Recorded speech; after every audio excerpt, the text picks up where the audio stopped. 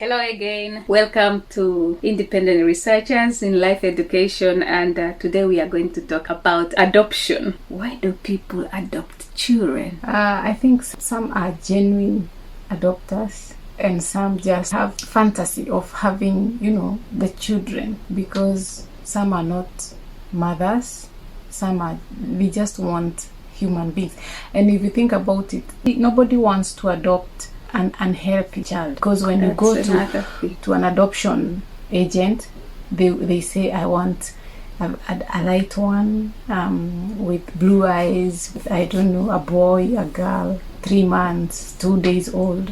You give, it's like you're in a shopping for a child, the child business. So why people adopt? People have different reasons. And people adopt children to provide parental leadership to help them grow in a safe, loving and caring environment, but not for selfish gain or fame. In Africa, mostly, we were not adopting children. We took care. Or the family. If you think about adoption, where you help the child when maybe they are still with the mother or somewhere different, you don't have necessarily to have the child yourself. And especially if there is a law which can scrutinize these adopting parents. Like I understand in a country like Finland, when you're up until a certain age, you cannot adopt anymore. And then if you are a male, you cannot adopt a girl. Such laws are there. But it's only that people go against these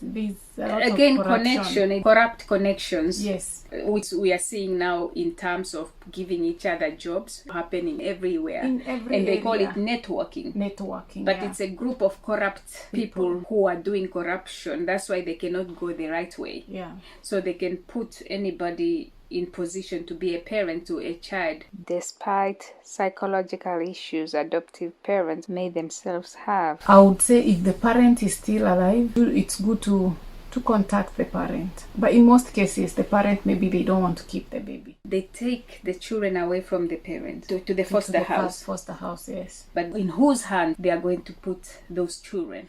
The money can also do the magic. For example, let's say you take even a loan, buy a house. Like, think about of these people, the Hart family. They kept moving from one place to the other. Moving costs, it's a lot of money to move. They can be trusted because of money they can afford. Yes, they can afford. That's one thing.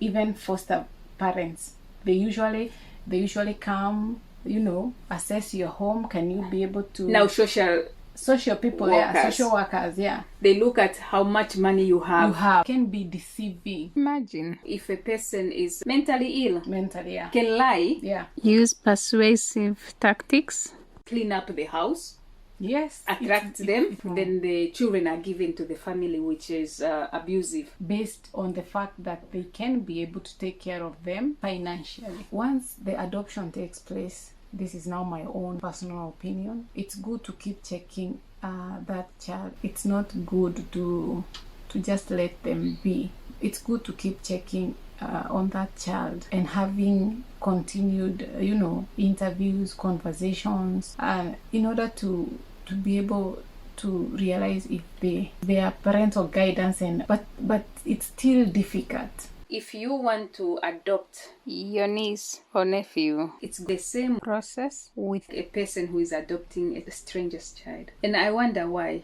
Because you are adopting your sister's child. Mm-hmm. Why should you be controlled and pay so much if you are well? And you're the best person to take care of that child. Yeah. It's a business, because there are culture also which sees children as a marketable product. They auction them online. No need to worship people with a lot of money. They are just human beings. They say money is the root of all evil. But if they ask money from everybody, like even the churches, they ask for money.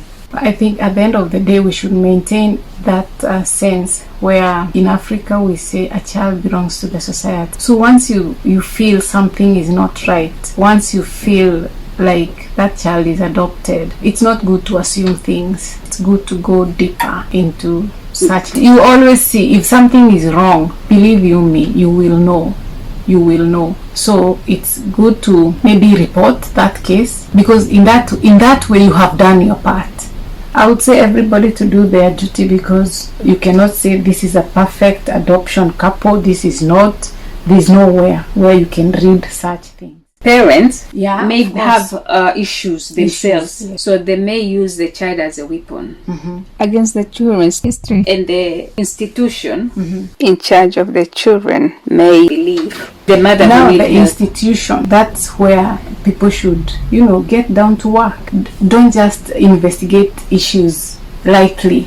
Go deep in. If people are getting jobs through corrupt connection or networking, are they the right people to take care of the child? That's where the problem is. They promote greediness.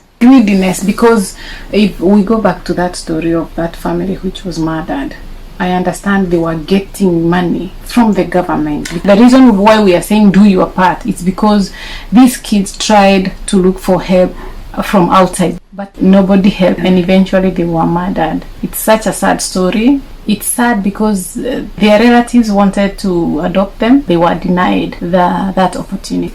It's very sad when you trust somebody to protect you and they are the ones who are going to abuse you. Yeah.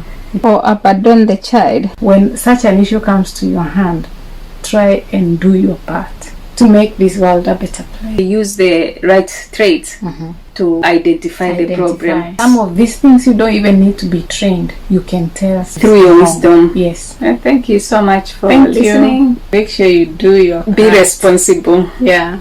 Thank you. Thank you. Bye bye. Bye bye.